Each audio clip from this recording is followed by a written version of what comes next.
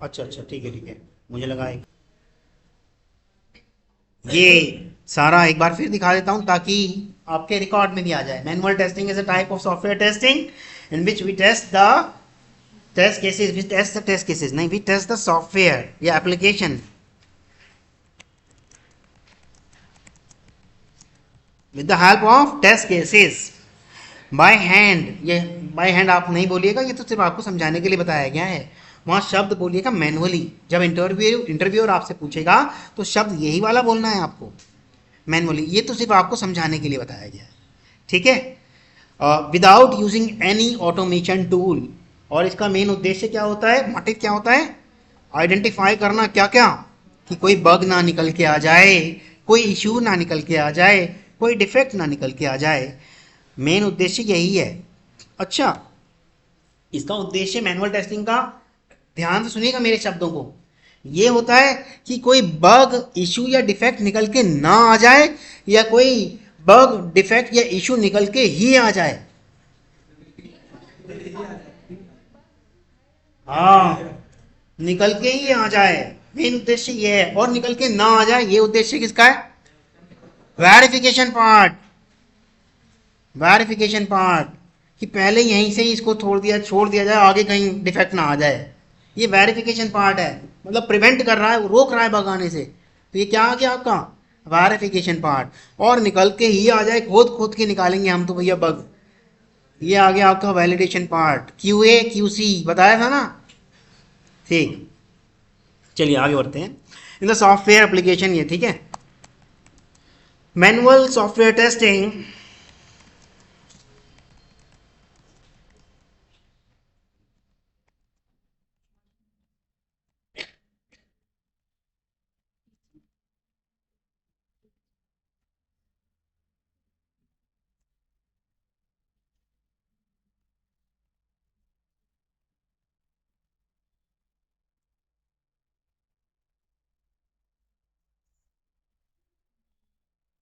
जब जब एप्लीकेशन लिख रहा हूं तो वही चार शब्द ध्यान रखना है, सॉफ्टवेयर, एप्लीकेशन, प्रोडक्ट, प्रोजेक्ट, यही हो सकता है। ठीक। अब इसके अंदर मैंने लिखवाया है कि मैनुअल सॉफ्टवेयर टेस्टिंग का जो वो जो ये मैनुअल सॉफ्टवेयर टेस्टिंग जो कर रहे हैं, ये सबसे प्रिमिटिव, प्रिमिटिव मतलब क्या कह सकते हो आप? प्राचीन, पुरानी, है ना। ये पुराना तरीका है चीज़ों को देखना कि भैया सब चीज़ें ओके, ठीक ठाक हैं, बग फ्री हैं या नहीं है। कोई क्रिटिकल से क्रिटिकल बग निकालने का सबसे पुराना तरीका मैनुअल टेस्टिंग ही है। तो अब आप बताइए, ये जो मैनुअल टेस्टिंग है, सॉफ्टवेयर इंडस्ट्री के आने से पहले भी चल रही थी या नहीं चल रही थी? चल रही होगी। सॉफ्टवेयर इंडस्ट्री में तो हमने इसको अब अपने से को रिलेट करके देख लिया। मान लो एक ब्लूप्रिंट है बाइक का, ठीक। बाइक में लिखा है, ब्लूप्रिंट पे ऐसा लिखा है कि बाइक पे आप जब राइड करोगे, राइड करना पता है ना, दोनों पैर इधर उधर करोगे, और या राइड ना भी करो, जैसे उसका रेस का आपका है हैंडल, ठीक, रेस्ट वाला जो होता है जिसके अंदर अगर आपने उसे, हाँ एक्सेलरेट करते हैं, तो आपने हल्का सा भी उसे, यानी कि 10 डिग्री से स्टार्ट हो जाता है, 10 डिग्री भी आपने अपनी तरफ मूव करा तो इंजन के आरपीएम इतने बढ़ जाने चाहिए, ऐसा उसमें लिखा है, ठीक। अब आप कागजों से थोड़ी टेस्ट कर लोगे, जब तक आप मैनुअली करके ना देखो तब तक आपको थोड़ी पता चल जाएगा कितने आरपीएम बढ़ गए। मैनुअली करने का मतलब ये प्राचीन तरीका है कि हर चीज को भैया पहले एक बार खुद टेस्ट कर करा के देख लें, है ना। इतना डीप मत जाओ, यहीं आ जाओ वापस। चलिएगा, any,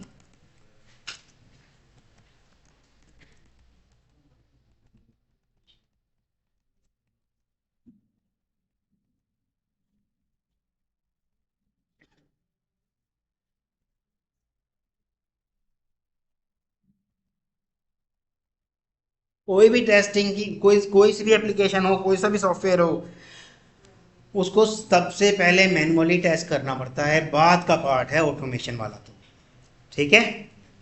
manual software testing required more effort, उसके अंदर बहुत ज़्यादा एफर्ट लगते हैं आपके।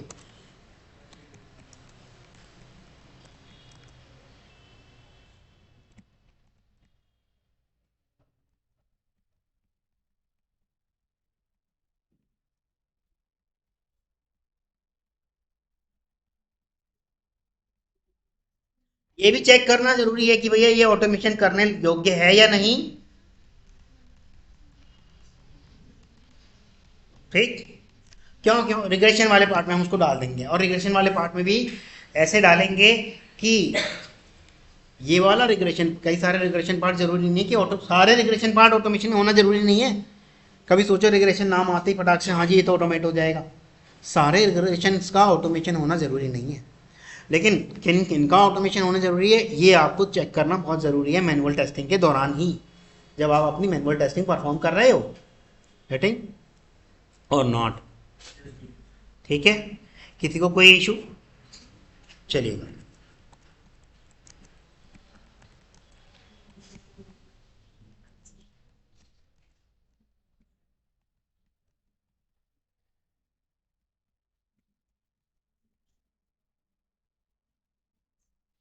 मैनुअल टेस्टिंग में हमें कोई ज़रूरी नहीं है कि भैया किसी भी टेस्टिंग टूल की ज़रूरत है या फिर कोई सा टेस्टिंग टूल पढ़ के आए या कुछ करके आए, नहीं। बस हमें मैनुअल टेस्टिंग के कुछ रूल पता होने चाहिए, जो कि अभी आपको बताए गए थे कुछ। हाँ, प्रिंसिपल्स पता होने चाहिए, क्या टेस्ट केस डिज़ाइन टेक्निक्स हैं वो पता होनी चाहिए। लेकिन किसी टूल की कोई नॉलेज नहीं हो तब भी आप मैनुअल टेस्टिंग परफॉर्म कर सकते हो। इसीलिए तो एक मैनुअल टेस्टर्स के लिए या एक टेस्टर के लिए जो जॉब खुलती है उसमें एनी ग्रेजुएट लिखा हुआ आ जाता है, एनी ग्रेजुएट। हाँ, प्रेफरेंस दी जाती है बीटेक और बीसीए वालों, एमसीए और एमटेक वालों को, पर एनी ग्रेजुएट भी चलेगा। क्यों? क्योंकि उसे पता है there is no requirement any tool if you are performing your manual testing. ठीक, क्लियर है? Manual testing concept does not require any knowledge of automation tool, मतलब कोई ऐसे जरूरी नहीं कि आप ऑटोमेशन टूल की नॉलेज लेके ही आए।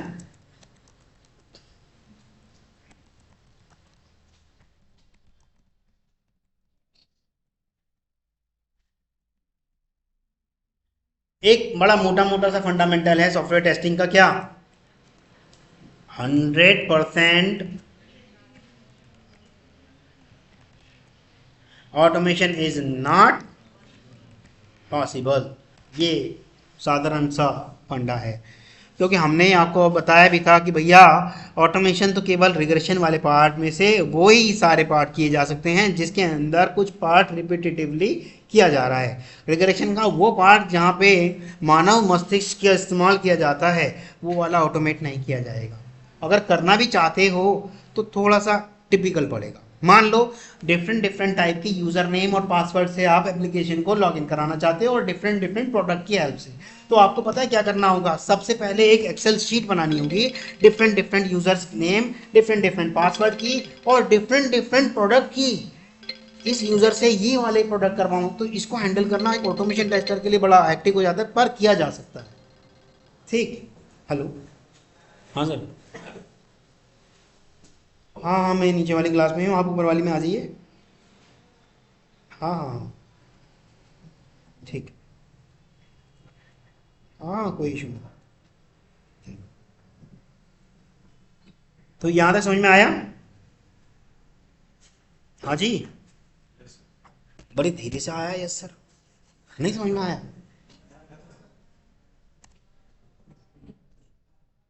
बोरियत लग रही है क्या?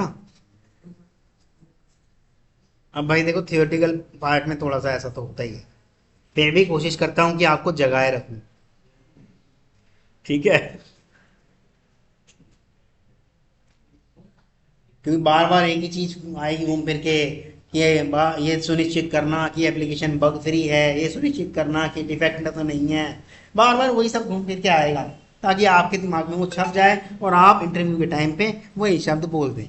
बस देखिए, अगली लाइन भी शायद ऐसी कुछ आ जाए। The key concept of manual testing is to ensure that the application is error free, है ना? वही सब चीजें घूम के आएंगे और क्या होगा। ठीक है, and that the free and it is working in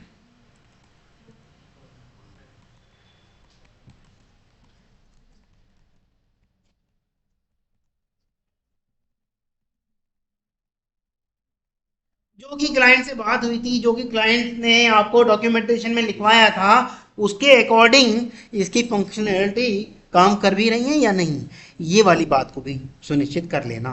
ठीक, कन्फर्मेंस, ऐसा कन्फर्मेंस करना कि जो भी स्पेसिफाइड फंक्शनैलिटी हैं या स्पेसिफाइड फंक्शनल हैं वो एज पर रिक्वायरमेंट वर्किंग और नॉट काम कर भी रहे हैं या नहीं। मान लो क्लाइंट ने कहा आपसे मेरी एक ऐसी एप्लीकेशन बना दीजिए जिसके अंदर यूज़र को फ्री में इंश्योरेंस देना हम प्रोवाइड कराएंगे, जो जो इसके अंदर मेरी एप्लीकेशन को इस्तेमाल कर रहा है उसको हम इंश्योरेंस पॉलिसी दिया करेंगे, परंतु उसके अंदर हमने कुछ शर्तें लागू कर रखी हैं कि जो यूज़र 30 सेकंड का एडवर्टाइजमेंट देखेगा उसको 1 पॉइंट मिल जाएगा, उसको 1 पॉइंट मिल जाएगा, और 100 पॉइंट से उसका लाइफ इंश्योरेंस किया जा सकता है। तो सोचो कितने सारे एडवर्टाइजमेंट देखने के बाद उसका इंश्योरेंस हो जाएगा। ठीक, और फिर उसने ये भी तय किया कि यूज़र आजकल बहुत चालाक हो गए हैं, ये भी तय किया जाए कि किसी यूज़र ने किसी एडवर्टाइजमेंट को 15 सेकंड से पहले बंद कर दिया तो उसका पॉइंट नहीं मिलेगा, है ना। तो इस तरह की एप्लीकेशन वो बनवाना चाहता है, ये उसकी रिक्वायरमेंट थी, आपने बना दी। अब यूज़र ने तो देखा शो ही तो करना है एडवर्टाइजमेंट, क्लिक करा बंद करा, क्लिक करा बंद करा, क्लिक करा शो कर दिए, और आपकी एप्लीकेशन टेस्ट नहीं हुई मैनुअल टेस्टर के द्वारा या फिर टेस्ट ही नहीं हुई किसी भी तरह, उसके तो 100 पॉइंट बन गए और इंश्योरेंस कंपनी को नुकसान, फटाक से यार हमें इंश्योरेंस देना पड़ रहा है। जबकि उनका मोटिव क्या था, उन एडवर्टाइजमेंट की सेल करना और लोगों से वो एडवर्टाइजमेंट कराने के बदले पैसा चार्ज करना, उनका ये मोटिव था। कोई व्यक्ति 100 बार किसी चीज़ को देखेगा या 100 अलग अलग चीज़ों को देखेगा, एक बार तो उसका मन कर जाएगा कि यार मैं भी ट्राई कर लूँ, खरीदने अच्छी चीज़ दिख रही है। तो यही तो उनका मोटिव था, इंश्योरेंस कराना मोटिव थोड़ी था। वो एप्लीकेशन में आपको इंश्योरेंस का लालच दे रहे हैं, लॉलीपॉप दे रहे हैं, वो क्यों दे रहे हैं, मेन तो मोटिव उनका ये है। भाई मान लो आपके भारत की 130 करोड़ की जनसंख्या जो है, वो अगर 130 में से मान लो 50% लोग भी देख रहे हैं तो 65 करोड़ जनसंख्या जब देखेगी, उसमें से 65 लाख भी अगर हमारे करा लिए किसी ने या कुछ प्रोडक्ट बिक गए तो हमारा तो काम हो गया, है ना। चलिएगा आगे बढ़ते हैं।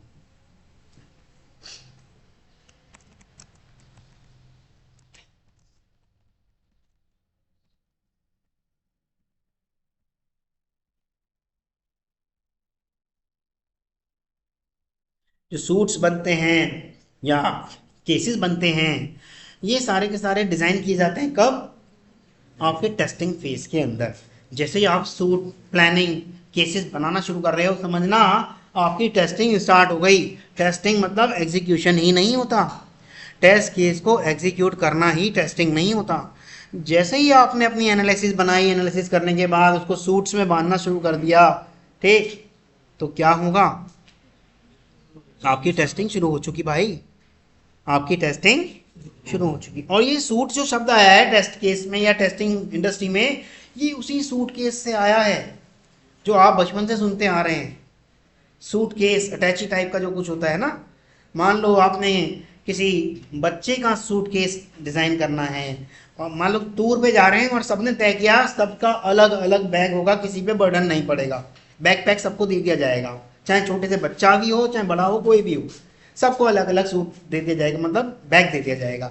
किसी पे भारी मतलब बोझ का वो नहीं होगा कि भाई मैं ही सारा बोझ उठा रहा हूँ, सब तो मज़े कर रहे हैं। तो ऐसे अगर बांट दिया जाए सब मज़े करेंगे और टूर का इंजॉयमेंट भी हो जाएगा। तो अब हम जब सूट को डिज़ाइन कर रहे हैं, बच्चे का जो सूट बनाएंगे बच्चे के हिसाब से बनाएंगे, किसी फीमेल का बनाएंगे फीमेल के हिसाब से बनाएंगे, किसी एडल्ट का बनाएंगे एडल्ट के हिसाब से बनाएंगे, और किसी सीनियर सिटीजन का बनाएंगे तो उसके हिसाब से बनाएंगे। यही सूट हमारे टेस्ट केस कहते हैं। ये सूट मेरा इस मॉड्यूल या इतनी स्टोरी को कवर देता है, ये सूट मेरा इतनी स्टोरी को कवर देता है, वही सब है। ठीक है, सूट और टेस्ट केस आपके जब डिज़ाइन हो रहे हैं वो सारे के सारे कब होते हैं, टेस्टिंग फेज के अंतर्गत, जब आपकी टेस्टिंग फेज हो रहा है। एंड शुड हैव ये बात ध्यान रखना, 100% टेस्ट कवरेज। एक टेस्टर से ये उम्मीद की जाती है कि वो टेस्ट केस ऐसे लिखे कि 100% टेस्ट कवरेज हो जाए। वो टेस्ट केस इस तरह से लिखे कि टेस्ट जो है 100% कवरेज हो जाए। भाई देखो 100% तो पॉसिबल नहीं है, लेकिन ऐसी उससे उम्मीद लगाई जाती है कि यार ये बड़ा अच्छा टेस्टर है, ये कवरेज बड़ा अच्छा देता है। यानी कि जो चीज़ हमने मेंशन भी नहीं करी थी, कॉर्नर टेस्ट केसेस जिनको कहते हैं, जो हमने सोचे भी नहीं थे, वो भी इसने अपने टेस्ट केस में कवर कर दिया। अगर मान लो आप किसी इंडस्ट्री में नौकरी करने चले गए और आपका लीड या आपका सीनियर या फिर एचआर आपसे ये कह दे 1 महीने बाद या 2 महीने बाद, यार आपकी परफॉर्मेंस खराब आ रही है, क्यों? क्योंकि आप ही ये टीम में से आपके लीड का कहना है कि आपके टेस्ट केस कवरेज नहीं देते, तो समझ लेना कि आपने ऊपर ऊपर की चीज़ें टेस्ट करी हैं, बस कवर नहीं किया उसको 100%। एक अच्छा टेस्टर टेस्ट केसेस को जितनी भी आपकी फंक्शनैलिटी है कोशिश करता है 100% कवरेज दे दे उसको। मान लो लॉगिन बटन ही है, लॉगिन बटन के कॉर्नर टेस्ट केसेस बताने की कोई कोशिश करेगा? कोई भी। कॉर्नर टेस्ट केसेस सबसे लास्ट में किए जाते हैं टेस्ट, पहले तो मेजर और क्रिटिकल फंक्शनैलिटी चेक की जाती है। कॉर्नर टेस्ट केसेस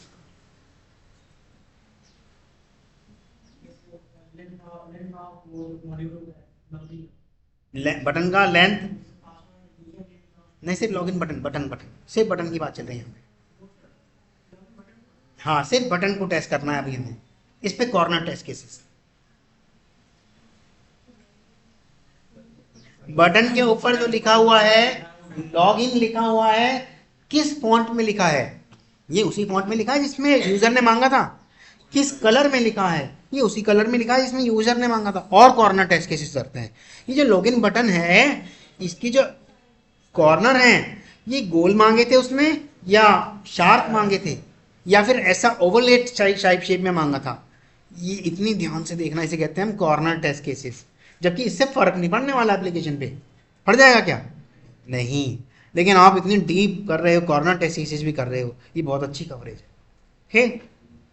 पर ये कभी मत करना मेजर और क्रिटिकल फंक्शनैलिटी को छोड़ के आप चेक करने लग रहे हैं इसका कॉर्नर नहीं है जी, ये तो गोल है। भाई पहले मेजर और क्रिटिकल फंक्शनैलिटी को प्रायोरिटी दी जाती है, वो बाद की चीजें हैं। ठीक, चलिए।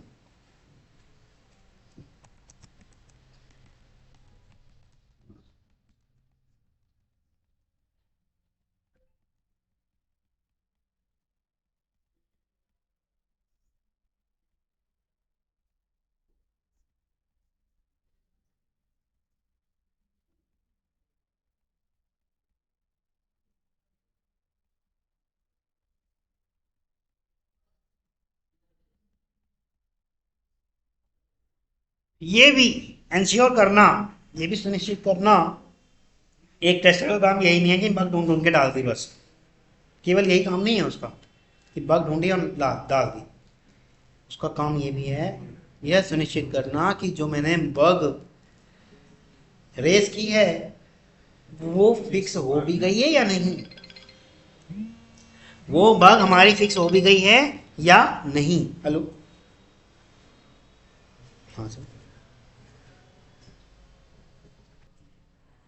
कि वो जो मैंने बग रेस की थी, जो मैंने डिफेक्ट निकाल निकाल के बता दिए, वो फिक्स हो भी रहे हैं या नहीं।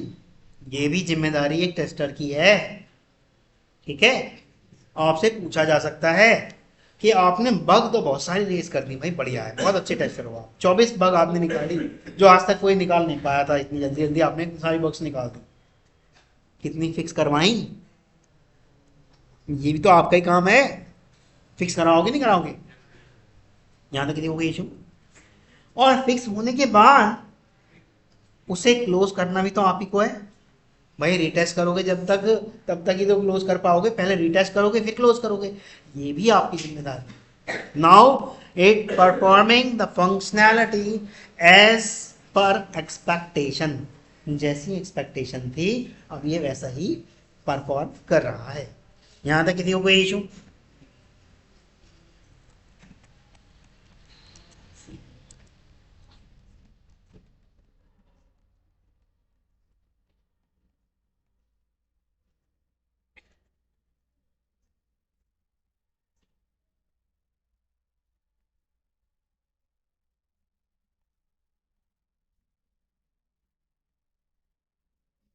ठीक है।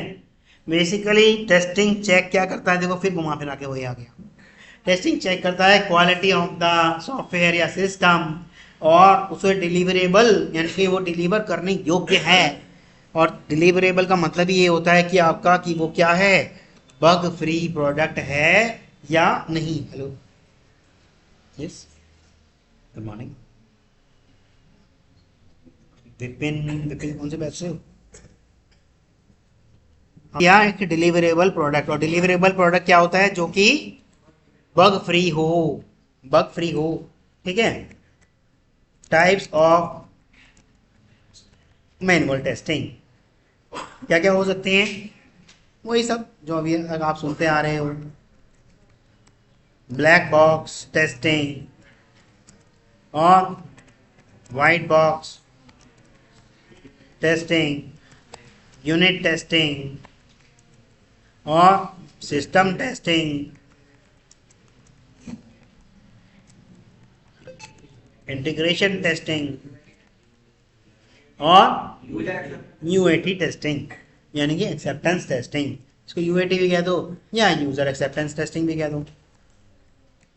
हम्म,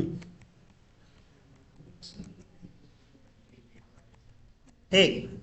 इतने तरीके की आपकी टेस्टिंग होती है। यहाँ तक किसी को कोई issue?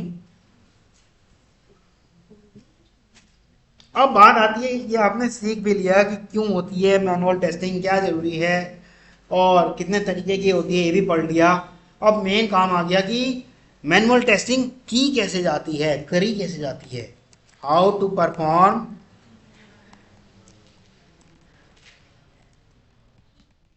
Manual testing. Manual testing कैसे की जाती है, सबसे पहला पॉइंट आपका आएगा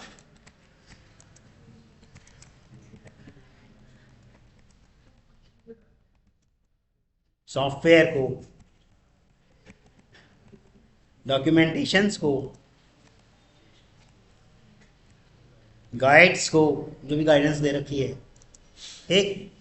और सारा का सारा जितना भी आपका user acceptance, sorry, no, under test जो है आपका, वो है अवेलेबल या नहीं, एप्लीकेशन यानी कि एप्लीकेशन अंडर टेस्ट अगर अवेलेबल है या नहीं, ये सारी चीज़ें रीड करना, इंस्ट्रक्शंस को, डॉक्यूमेंटेशन को, एसआरएस को, उसे अंडरस्टैंड करना, डॉक्यूमेंटेशन को, एसआरएस को, और सारी गाइडेंस को ध्यान में रखते हुए, ये सारा एक सबसे पहला स्टेप है आप मैनुअल टेस्टिंग जब परफॉर्म करने जा रहे हैं।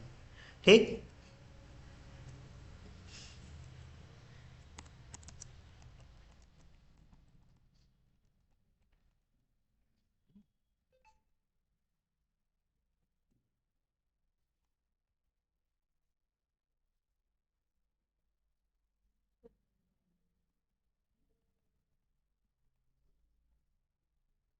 नेक्स्ट पॉइंट, बस जब पढ़ लिया समझ लिया तो अगला काम क्या रह गया आपका, ड्राफ्ट करो या डिज़ाइन करो। ये लो डिज़ाइन कर लो।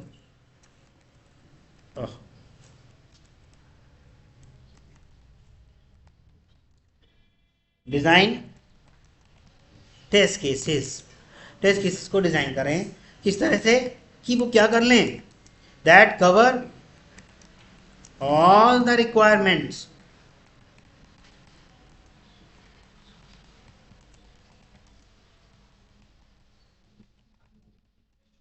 डॉक्यूमेंटेशन में जो जो रिक्वायरमेंट लिखी गई हैं वो सारी कवर कर दें। उस तरह से आपको टेस्ट केसेस डिज़ाइन करने हैं।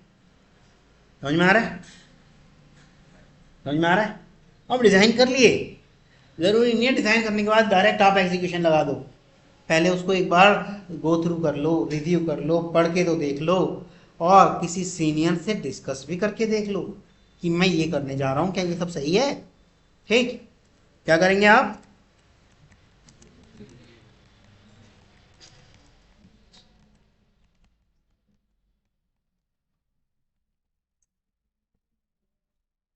टीम लीड, क्लाइंट या बीए, जैसे भी आपकी रिक्वायरमेंट है, एज पर एप्लीकेशन।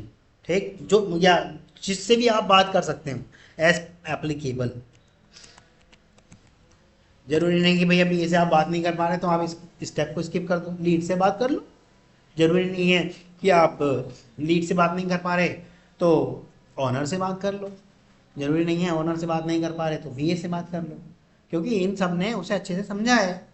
और जब आप दिखा रहे हैं कि मेरा टेस्ट केस मैंने ये डिज़ाइन किया है, क्या ये ओके है ना, तो बस मूवी देख के बता देंगे हाँ कवरेज तो अच्छा दे रहा है। अगर अपने कुछ रिव्यूज़ देना चाहते हैं तो बता देंगे। ठीक, चलिएगा। नहीं अभी बग थोड़ी, एग्जीक्यूट भी तो करोगे।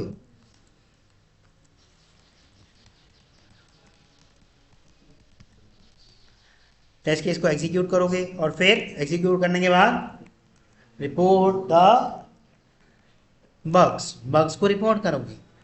और एक बार जब बग रिपोर्ट कर दी गई तो उसका फिक्स भी होना जरूरी है। Once bug are fixed then again उसका क्या करोगे, एग्जीक्यूशन, जिसको कहेंगे क्या, वेरी गुड, रीटेस्टिंग। ठीक, ऑफ ऑल जितने भी फेल टेस्ट केस हैं, फेलिंग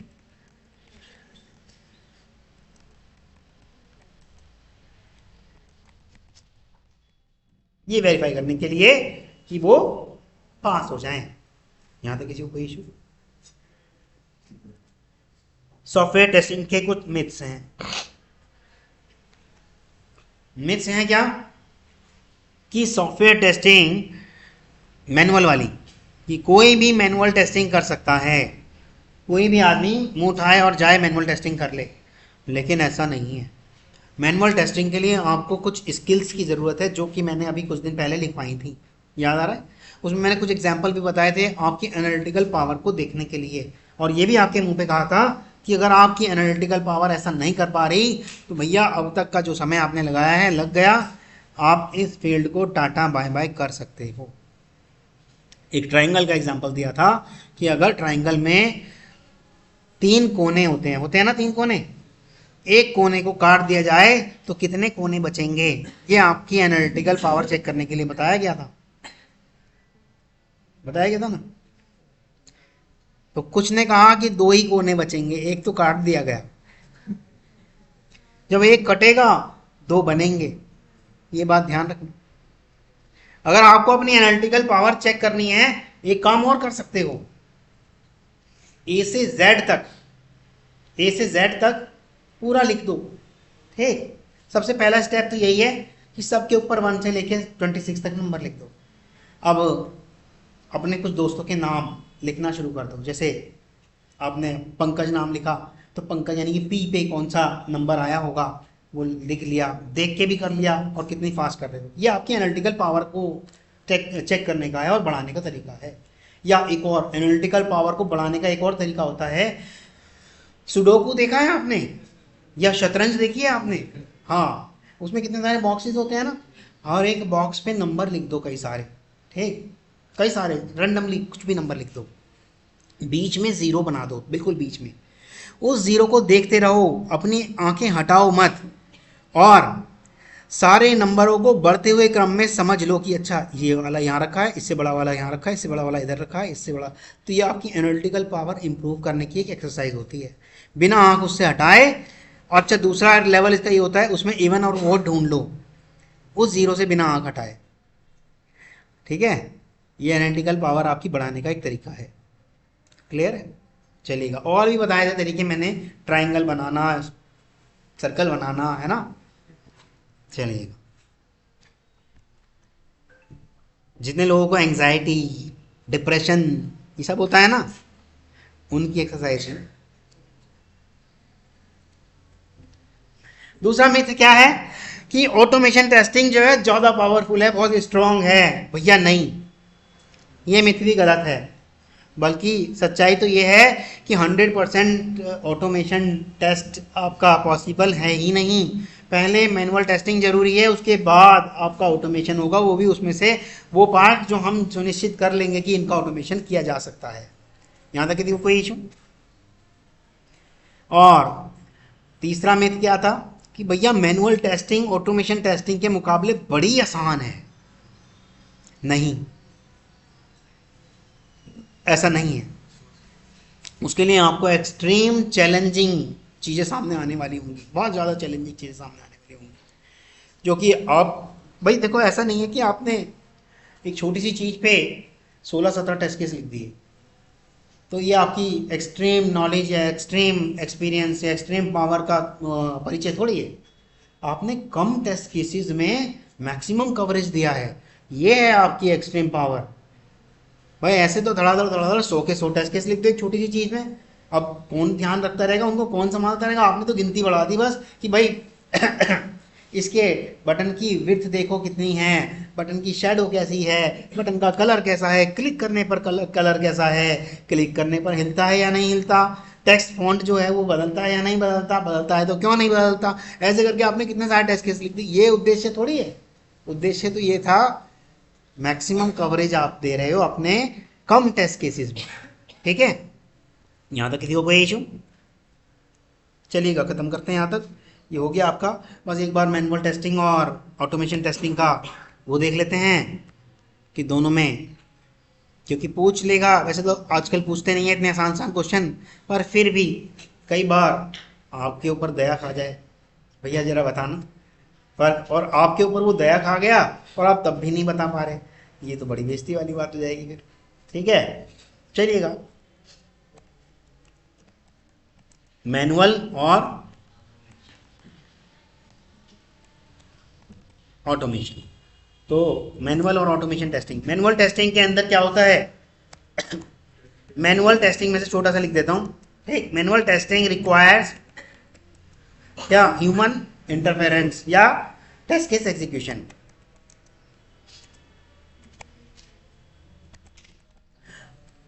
मानव का हस्तक्षेप चाहता है मैनुअल टेस्टिंग, और ऑटोमेशन टेस्टिंग, इसको भी 80 लिख देता हूं, है ना। ऑटोमेशन टेस्टिंग क्या करता है?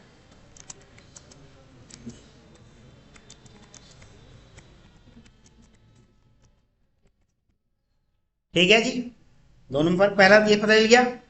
Manual testing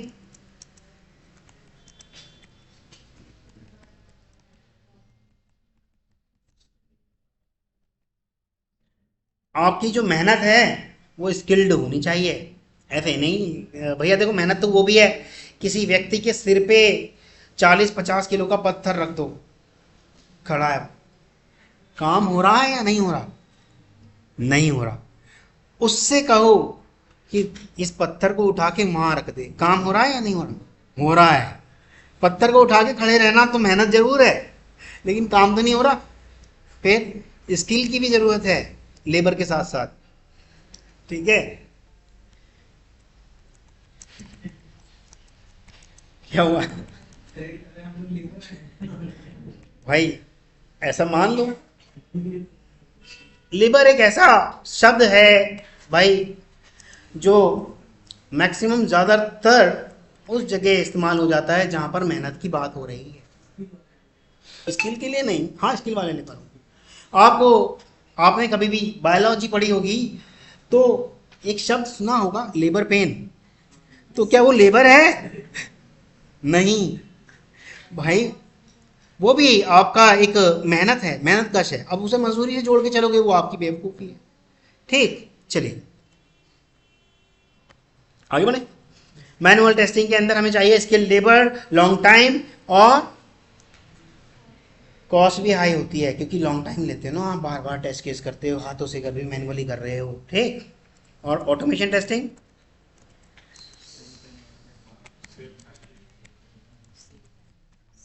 time cost and man power, time cost and man power इसको सेव करती है। वंस रिकॉर्डेड या वंस क्रिएटेड या वंस कोडेड, तो क्या करना होगा? बस इट इज,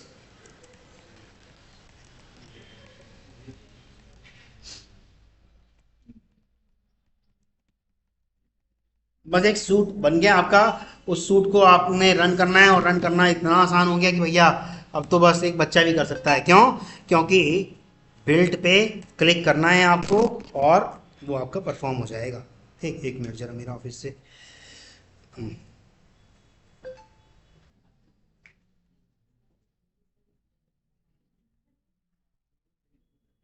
किसी भी तरह की एप्लीकेशन हो, हाँ चैनल मैं नहीं जानता, ये मैंने भी अभी शायद पिछले हफ्ते से स्टार्ट किया है। होता होगा भाई, वीडियो दे देना इनको भी, ठीक है। हाँ हाँ इनको भी दे देना यार, क्या हो गया। एनी टाइप ऑफ एप्लीकेशन,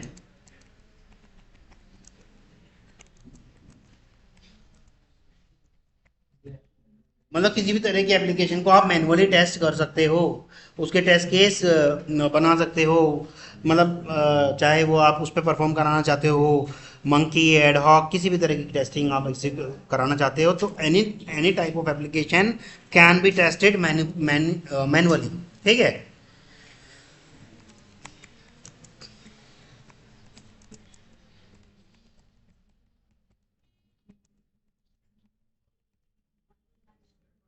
केवल स्टेबल, जो भी एप्लीकेशन स्टेबल है, जो भी सिस्टम स्टेबल है, केवल और केवल उन्हीं के लिए। और मोस्टली कौन से होते हैं वो, mostly used for regression, mostly use for regression. किसी को कोई इशू किसी भी तरह का, आसान सा ही है, सारा समझने के बाद तो आसान ही लग रहा होगा। Manual testing can become repetitive and, एक शब्द है जिसकी वजह से ऑटोमेशन का इजाद हुआ, बोरिंग।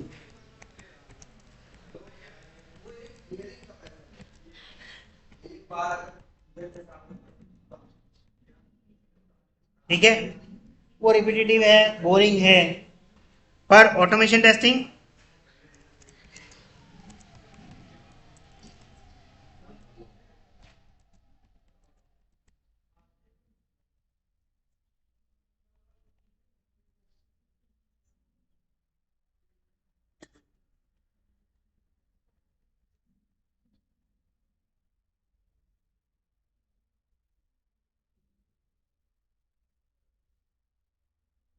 इन ऑटोमेशन टेस्टिंग, ठीक है। किसी को कोई इशू यहां तक, किसी को कोई इशू? भाई वो रिपीटेटिव है, बोरिंग है, पर बोरिंग पार्ट जो है टेस्टिंग का, ऑटोमेशन टेस्टिंग ने क्या कर दिया, हैंडल कर लिया, टेक केयर कर लिया, ठीक। अब कुछ ये बता देता हूँ मैं आपको कौन कौन सी टूल्स हैं ऑटोमेशन टेस्टिंग के लिए, ठीक है। Tools to automate manual testing, manual testing को ऑटोमेट करने के लिए हमारे पास कुछ टूल्स हैं, यहाँ अलग से ही लिखवा देते हैं। हाँ हाँ हाँ, जा सकते हो अभी, बस ये टूल्स और बता देता हूँ, 2 मिनट बैठो, अभी स्टार्ट नहीं कर रहे, अभी स्टार्ट नहीं कर रहे।